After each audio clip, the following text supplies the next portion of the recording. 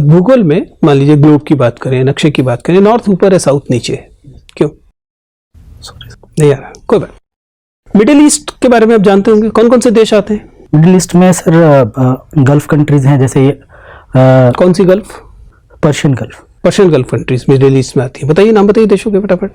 Sir Saudi Arabia हो गया, Israel हो गया, ईरान हो गया, इराक हो गया, टर्की है। दोबारा से सोचिएगा, फिर ये बताइए कि अगर ये मिडिल ईस्ट है तो ये किसके मिडिल में है, किसके ईस्ट में है? सर जो वेस्टर्न कंट्रीज हैं वो उसको मिडिल ईस्ट मानते हैं। वेस्टर्न कंट्रीज यानी कि अमेरिका या फिर यूरोप? European American country.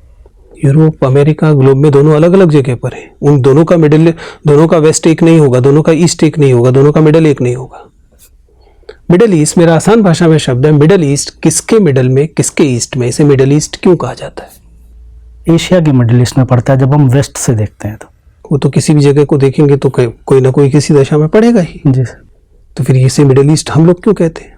हम वेस्ट, जैसे इंडिया इसको वेस्ट एशिया रेफर करता है, यूरोपियन कंट्रीज इसको मिडिल ईस्ट बोलते तो वेस्ट एशिया और मिडिल ईस्ट दोनों एक ही है या अलग अलग है? हैं। एक ही है। कंफर्म्ड? देख लीजिएगा एक बार।